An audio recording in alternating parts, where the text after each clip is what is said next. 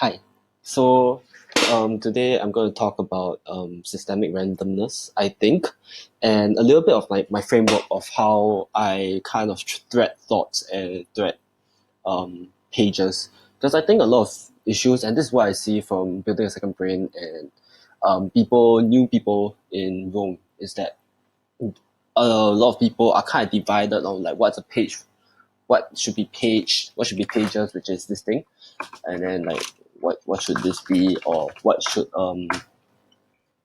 they block reference, and ultimately the kind of goal that we want to be able to output is be able to thread our thoughts a lot better. We want to be able to create some form of synergy, and Visa likes to use this term. He's the one that coined this term called magic junkyard, where Rome is literally just a junkyard that is trash all around, and for some reason it's kind of magical. Like it combines and creates and makes cool things.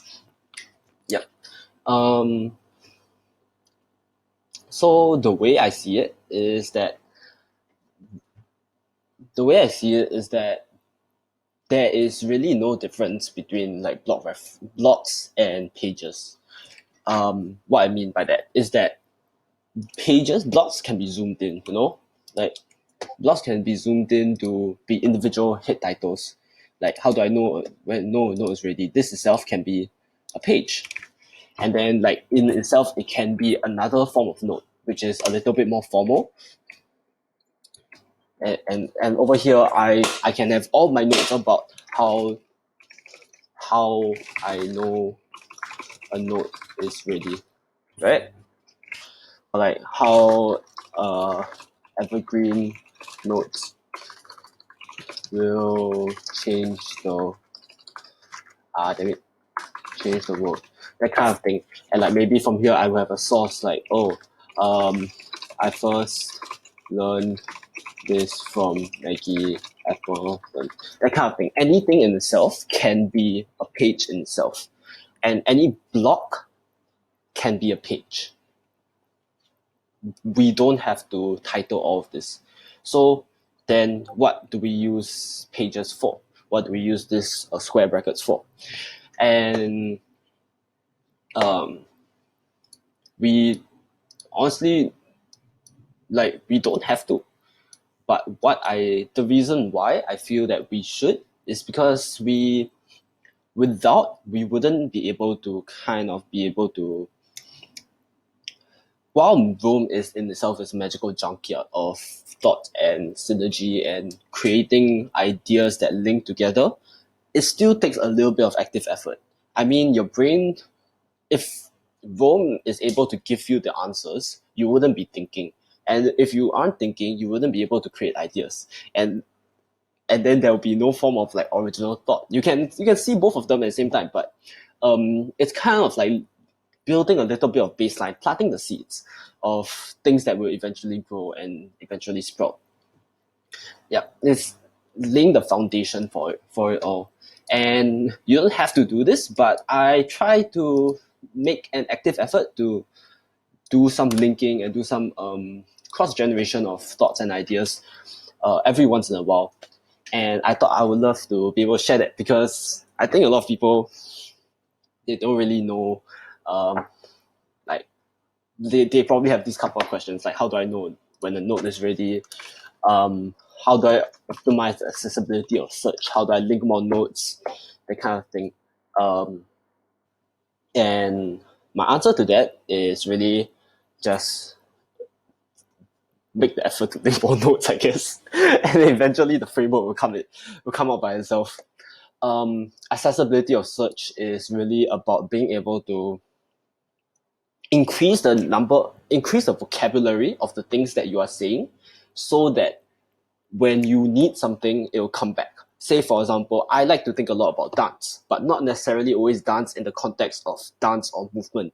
I sometimes like to think about dance in the context of culture, in the context of history, in terms of like when I say hip hop, I would possibly also be talking about these ideas of freedom, ideas of creativity, and I would want to be able to cross-reference these ideas of creativity and hip hop, and how creative design thinking, like ideas from design thinking, can be used in a realm like hip hop.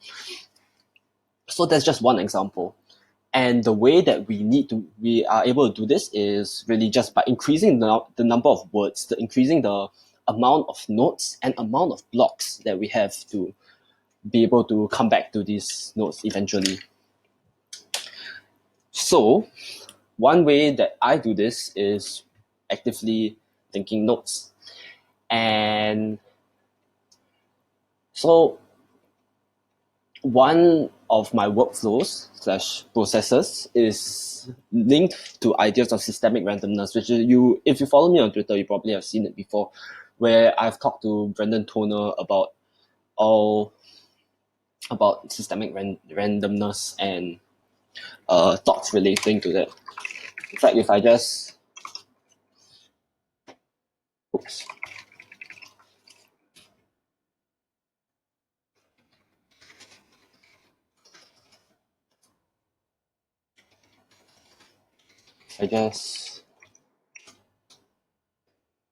I just look at unlinked references.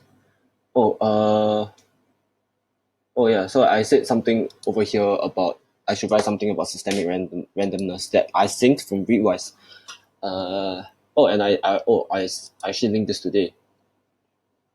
Mm, something about systemic randomness, and then maybe from here I'll just go into my Twitter. Go into my Twitter.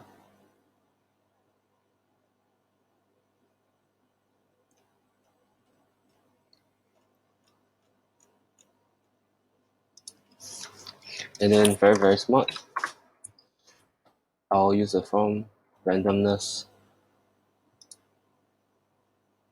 That's the tweet.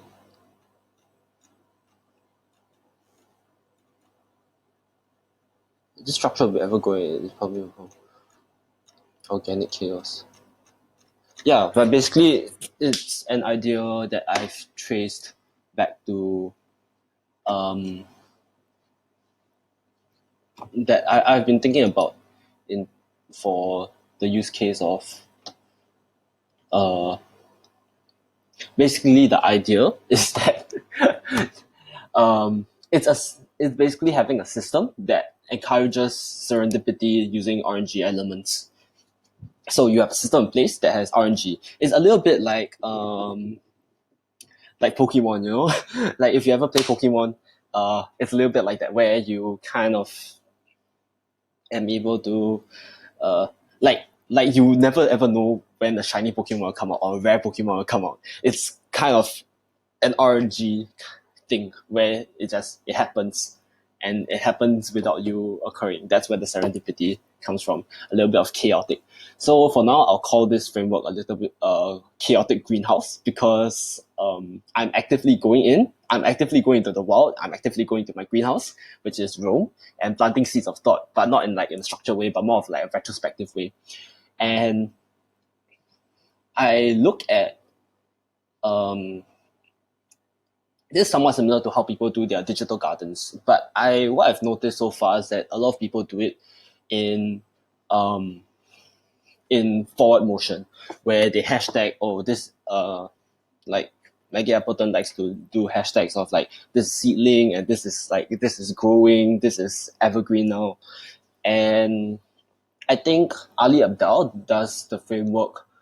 From last I know, he doesn't really do it anymore. But like nibble and digest, and then output somewhat. And usually his output is in terms of YouTube videos. Um, yeah, but I think very few do it in a retrospective way where they go back and link their notes. So this is a little bit similar to also ideas of like just having a weekly review and like thinking about the things that you have thought about for the week. But this is across time, across all blocks. So the way I do it is I have this very, very cool button here. So it says random button. It's a random button. And what I do is I click this button and it'll bring up a page, right? I think this so kind of three things that you want to be able to do in this chaotic greenhouse framework is you want to be able to bring to life thoughts that are recurring but you don't know about. So unlinked references of like common unlinked references, I guess. And you want to be able to link these thoughts to other relevant thoughts. Eventually you want to turn them into something into a more fully formed page that can bear fruit. Um yep. So maybe there's one way you can think of being able to do the the square brackets thing. So I'm just going to do it live now. So I work mostly in my daily notes page. I think it's awesome. I think everyone should work from the daily notes page because context on the day is very, very important.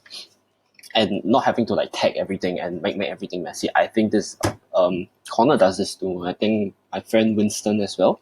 So I like to doing live roaming. Yeah.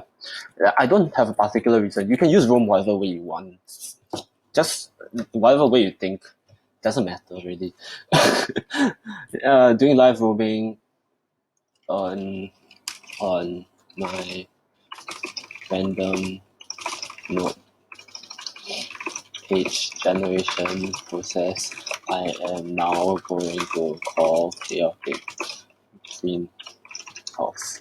Yep. Then I'm just going to open this here. I'm going to open this in sidebar. And I'm just going to press this random button. So what this does is that it brings out the all pages and it just selects a random page. Sometimes it brings out dates, sometimes it brings out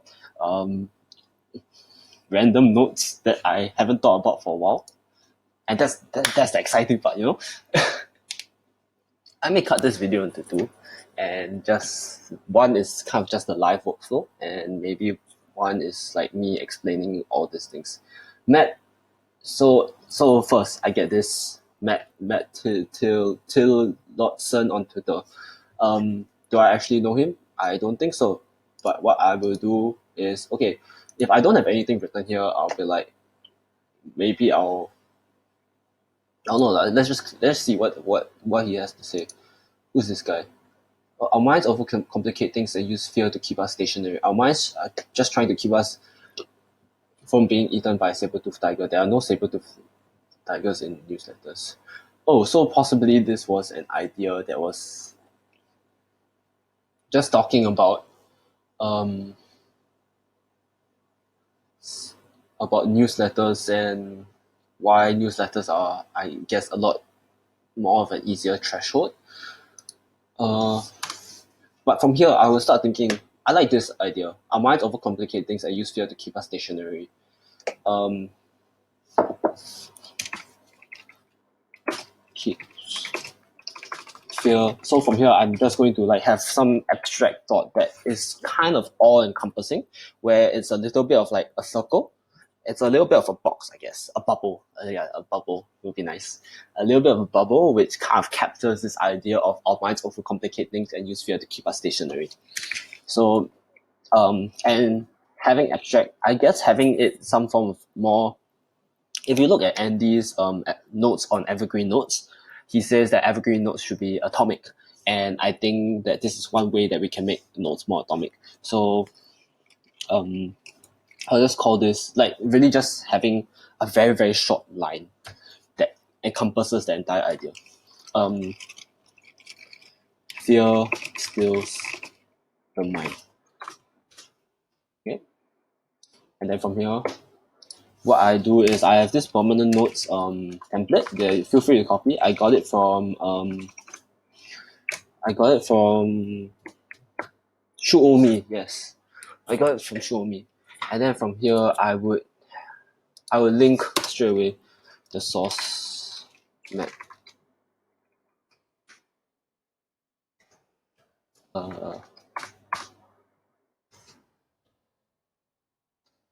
What is it? Your mind. Yep. So first thing we want to do is we want to increase the accessibility and searchability of it, right? So the way I do it is I just have keywords, and then I just do random words that come into my head, that pop up in my head. This is very similar to ideas of a practice I used to do with design thinking and art in school, where I have one list of words that I'm thinking about, and I have another list of words that are completely unrelated. I can't remember what the practice is. If anyone has an idea, please share. But I'm kind of used to doing this already. So fear, obviously fear, mind, mentality, thinking, stun, shock, anxiety, newsletters, uh, writing, pain. Oops. Yeah, so that was another note. Pain, eaten, animal, kingdom, knowledge, uh, complicate, threshold, uh, difficulty,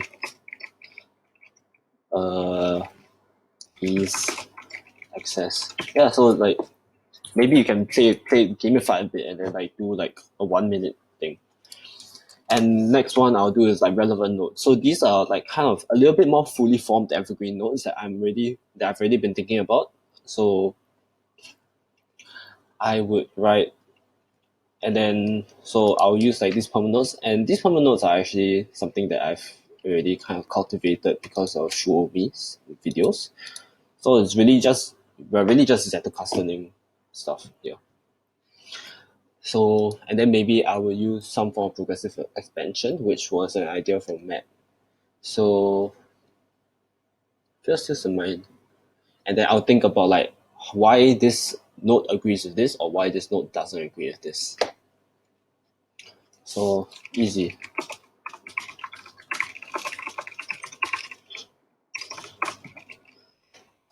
Our minds overcomplicate things and use fears to keep us stationary.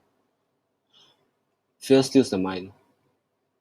Um, when we are rejected, the mind steals from the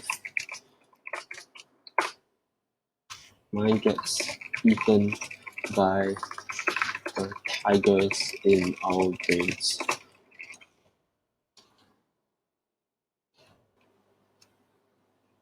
There is no alternative but reject, eaten, and pooped out to uh, into a new form. So, yeah, this is just kind of the things that go in my brain, and maybe like I would just block reference something, reject, mind. Oh, reject, and look at your keywords. I don't know, reject, fear. Oh, what is this? Rejection feeling.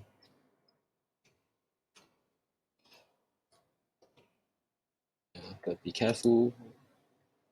Also, this was part of no alternative to rejection. Let's say reject, complicate. Rejection can be complete silence. Oh, okay. So what is this? Oh, so this was the original source thought. Yeah. Rejection can be complete silence, and silence can be another metaphor for fear. Yeah. So honestly, it doesn't really matter what you write.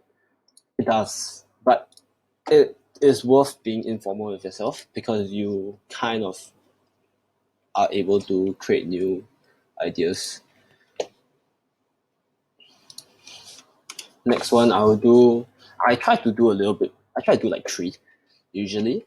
Um, Behavior is a reflection of consciousness. I like this.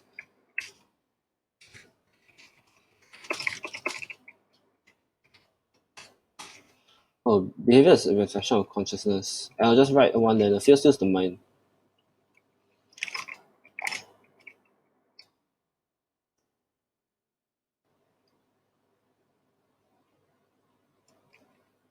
our mind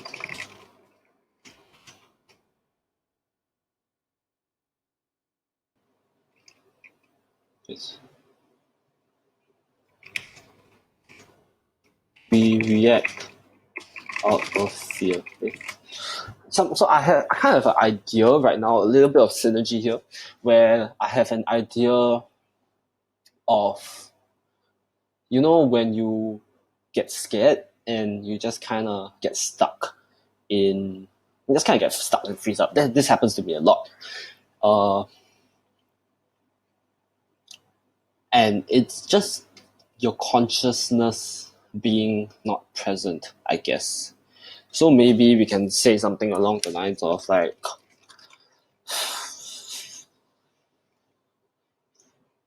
consciousness is awareness of the mind, and when fear stills the mind, our behavior is deafened and uncontrolled. And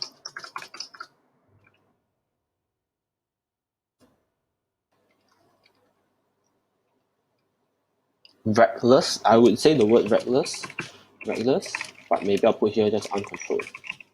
Yeah, because I don't exactly mean, and yeah, if I'm confused about that, I'll just be like, for future, for future reference, I'll just have like, oh, I don't exactly mean reckless, but uncontrolled in a sense of being unaware. And yeah, so it's okay to kind of like have like these one-liners don't have to like be all encompassing. They don't have to be like perfect. They just kind of like have to be able to remind you and prompt you to think in the way that you used to. Yeah. So sometimes I'll put notes if I have a little bit more extra thoughts that are not. Let's and then maybe I'll ask myself questions. And it can just be very simple things like, what Buddhist text can you find about um, fear, fear's control over the mind? Yeah, it's just very, very simple things. And I will use the Loom toolkit to kind of, this live preview, turn it off, exit, okay. Yeah, but Buddhist text can you find above. And so like on September 26th, I will be able to find fear's control over the mind. Yep. So that's one. Yeah. So we're done. We're done with one. And there are many different ways. So let's do one more. Let's do one more. So it's a bit laggy because just in general my computer, my Chrome and my Roam is laggy because this is not a reflection of Roam, but it's more of like I kind of messed I like mess with things a little bit too much often like too often. Yep.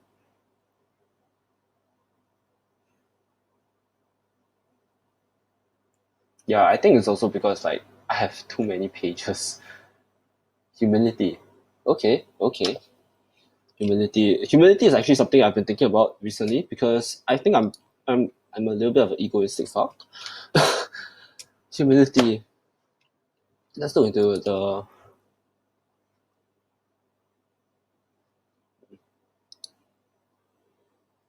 pause. Don't know why there's a timer here. Lean into humility means admitting when you don't know the answers. Being willing to share your own struggles. Yeah. So I can do one that is just completely humility, but because humility is just one word, it doesn't really encompass an idea. But humility in itself can be an idea of just really being present, I would say. But a lot of my ideas relate to just being present. Yeah. Lead to humility and yeah, so the way that maybe I'll do this is I actually don't usually do this, because I try to be a little bit more specific. But I'm just going to call this elemental humility. Basically, the idea of um, there are elements to what being humble and being having humility means. And I'm just going to open up my progressive. Oh, oops. Sorry. From the notes. Just open up this template.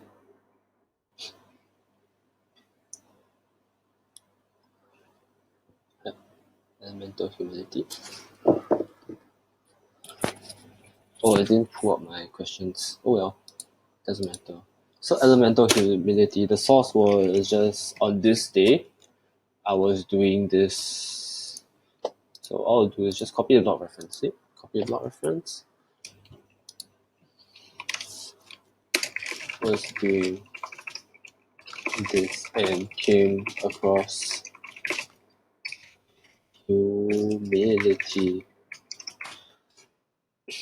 And I think I'll just dive straight first into my notes. And like I'm just thinking of like what are the elements of humility? What does it mean to have humility? Just like these are just like ideas that are just popping out my brain right now.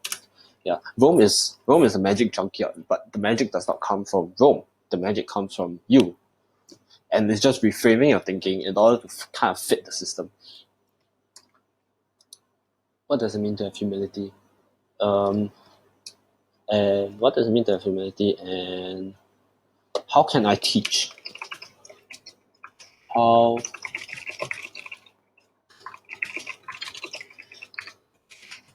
so maybe treating this as a little bit of an essay.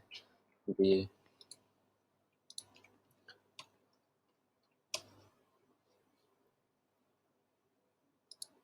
human elements. Humility means admitting when you don't know the answers.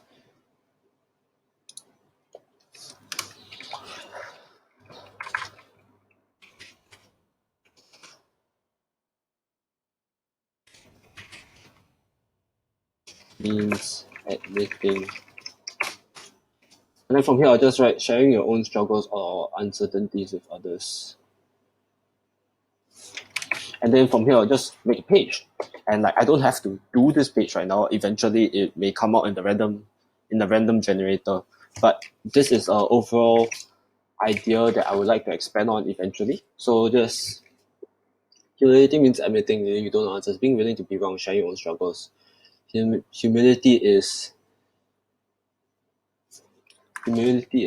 sharing difficulty. Humility is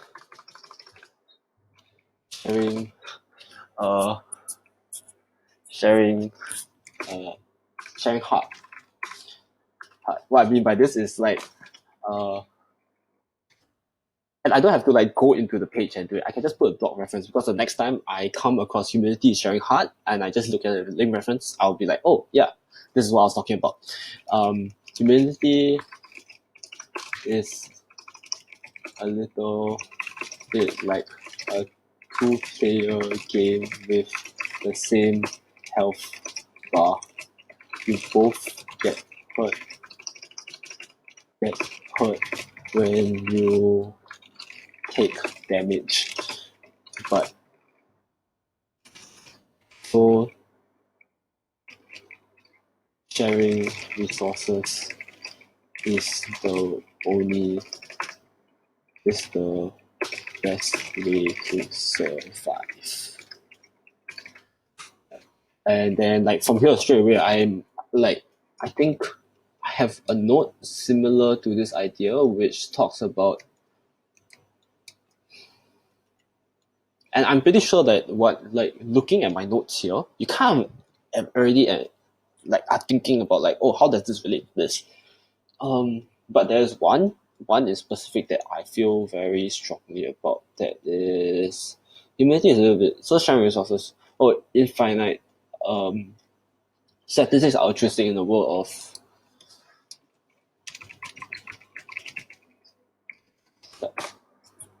So that's one way. So next time I look into statistics, I will think about humanity as well. Uh, Humanity means, which in turn, curiosity makes humanity. Curiosity is different. Okay, I don't want you to lean into humility and curiosity. So this was from, I think, a podcast that I was listening to by Ideal. Yeah, I like this feedback. Humility, humility. Just so looking at this, belonging gives us a sense of natural acceptance and ownership.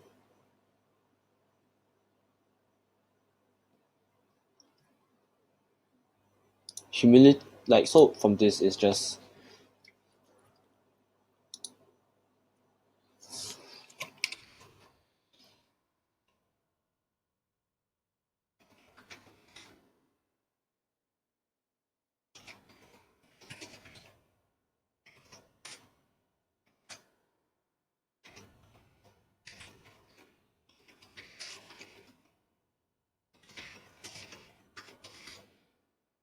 yeah. And then I kind of saw a blog ref when I was typing it, which is actually why I prefer typing things rather than just like copy the blog reference, because I won't ever have like, I won't be able to see the autofill.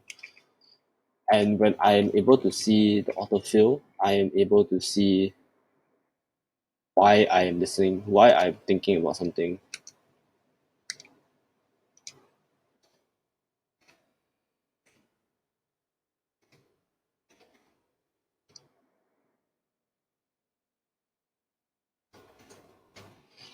Where did this come from?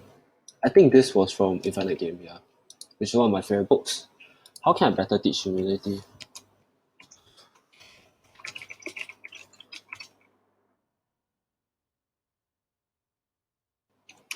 Mm, so what's the opposite of teach? Learn.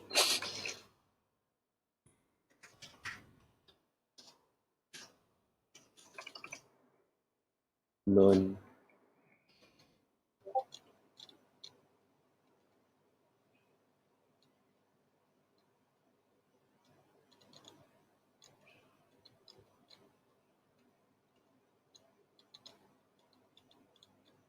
So today we can learn.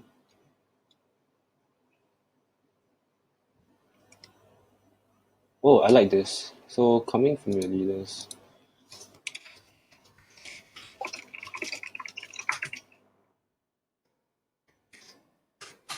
So this was from a podcast that I was doing, just some notes.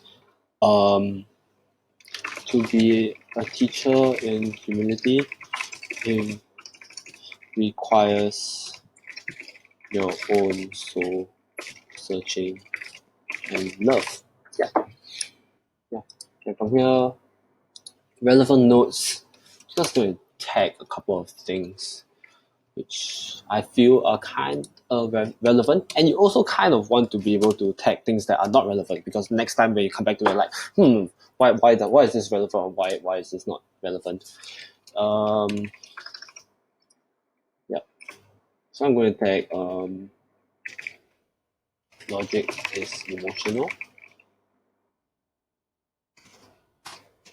Uh, Humility comes from a emotional safe space. So this is just from understanding, just looking at this, like, safe, move from safe spaces to brave spaces. Um, Self-determination theory. Truly prolific. Oh, this is great.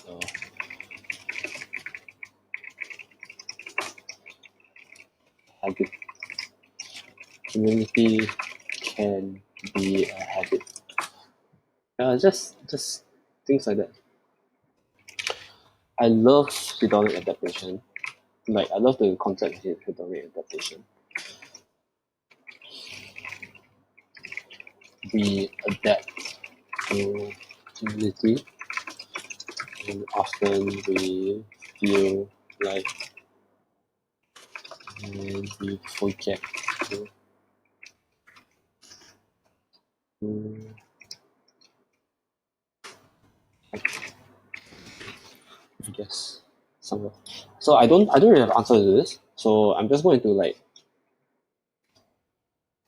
I don't have an answer to this right now, but it doesn't matter. I don't need an answer to it right now. But yeah, one more thing that I really like about Roll 42 is that I can do this. So I guess what is humility? Then I can just get the dictionary definition by this cool keyboard shortcut. And there we go. It just tells me what is a lack of false pride. Not everyone regards humility as a virtue. And then from here I'll just be humble because I think I'm not a very humble person. Oh, use of unskilled work. I like this. Yeah, so it's like it's kind of always there. So from Room Hacker I've got Chico. I'll probably tag this. Humble humble humility elements from system design kindness kind friendship love safety happiness happy and then poopy yeah so that's kind of like yeah so one day if I ever think about like ego like if I you don't have to be serious with yourself yeah egoism nice but I'm just gonna put ego there selfish what's the opposite of selfishness yeah like next time I like look at poopy I'm just like oh elemental humility yeah so that's kind of the way that I do all this yeah that's kind of the way that I link my notes and the way I build. So this is a little bit of systemic randomness for you. And have a nice day. Thank you.